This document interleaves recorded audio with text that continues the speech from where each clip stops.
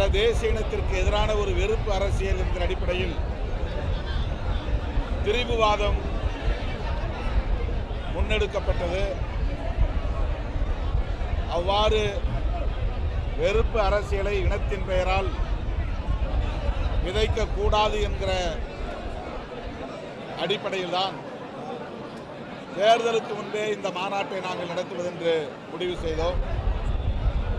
தவிர்க்க முடியாத காரணங்களால் தேர்தலுக்கு முன்னர் இந்த மாநாட்டை நடத்த இயலவில்லை. ஆகவே இப்போது தள்ளி வைத்து ஆகஸ்ட் 17 அன்று நடத்துகிறோம்.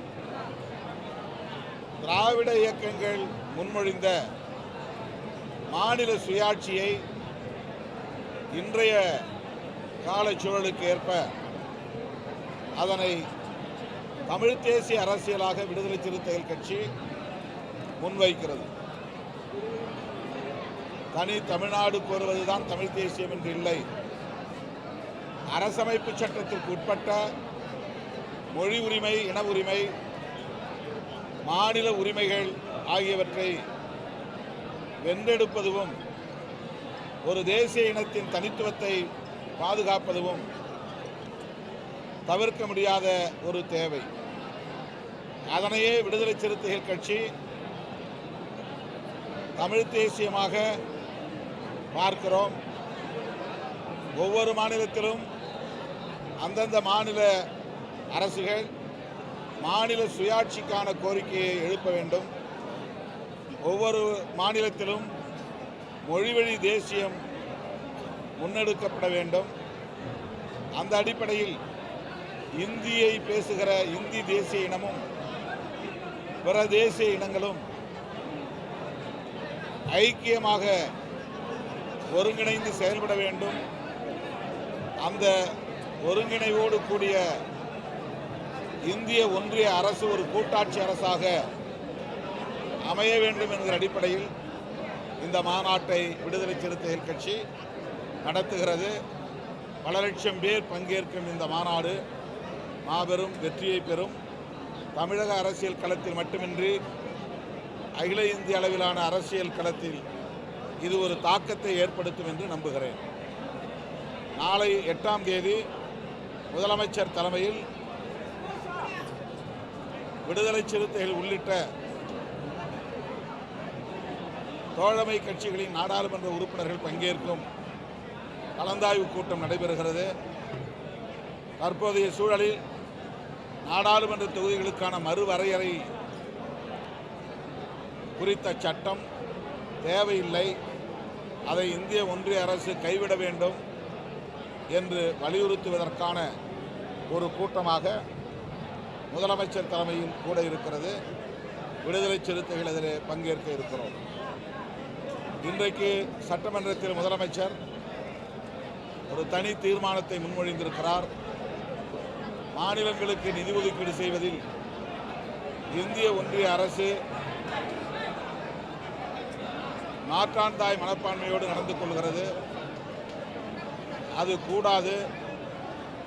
தேவையான நிதியை, போதுமான நிதியை தமிழ்நாடு உள்ளிட்ட மாநிலங்களுக்கு ஒதுக்கீடு செய்ய இந்திய அரசு முன்வர வேண்டும் என்று வலியுறுத்தக்கூடிய அந்த தனி தீர்மானத்தை விடுதலை சிறுத்தைகள் கட்சி வரவேற்று பாராட்டுகிறது.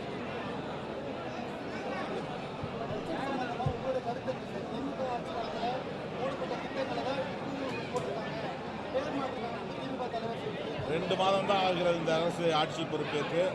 முதல் பட்ஜெட்டு, அடுத்தடுத்து வரக்கூடிய பட்ஜெட்டுகளில் நாம் எதிர்பார்க்கக்கூடிய பல அறிவிப்புகள், பல திட்டங்கள் வரும். ஆகவே இந்த பட்ஜெட் குறித்து விடுதலை சிறுத்தைகள் கட்சி வேறு கருத்து எதுவும் சொல்வதற்கு இல்லை.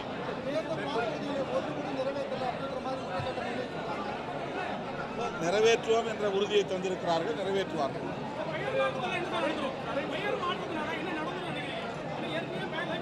இது வழக்கமான ஒன்று. அந்த திட்டங்களை மாற்றல, அந்த ஆட்சி கொண்டு வந்த திட்டம், அதனால் நான் இதை நடைமுறைப்படுத்த மாட்டோம் அப்படின்னு சொல்லி அந்த திட்டத்தை அவங்க கைவிடலை அல்லது அந்த திட்டத்தையே மாற்றவில்லை. அந்த திட்டங்களை அப்படியே பின்பற்றுகிறார்கள். பெயர் மாற்றம் செய்வது என்பது வழக்கமான ஒன்றுதான். ஒரு அரசு வைக்கிற பெயரை இன்னொரு அரசு மாற்றுவது என்பது அவ்வப்போது நிகழக்கூடிய ஒன்றுதான். தேசிய அளவிலும் சரி, மாநில அளவிலும் சரி. அதை நான் நியாயப்படுத்தவில்லை, ஆனால் அது தவிர்க்க முடியாதது.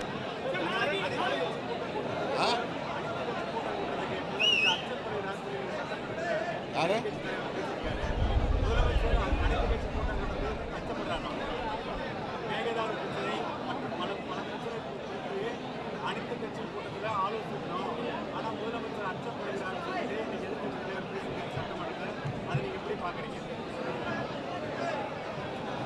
காவிரி நீர் பிரச்சனை குறித்து அனைத்து கட்சி கூட்டத்தை கூட்ட வேண்டும் என்று மிகவும் முன்கூட்டியே சொன்ன இயக்கம் விடுதலை சிறுத்தைகள் கட்சி. அதை இன்றைக்கும் நாங்கள் சொல்லுகிறோம். முதலமைச்சருக்கு அல்லது தமிழ்நாடு அரசுக்கு வேறு என்ன நோக்கம் இருக்கிறது அல்லது திட்டம் இருக்கிறது என்று தெரியாது. இப்போதும் சொல்லுகிறோம், காவிரி நீர் பிரச்சனை குறித்து அனைத்து கட்சி கூட்டத்தை கூட்டுவது நல்லது.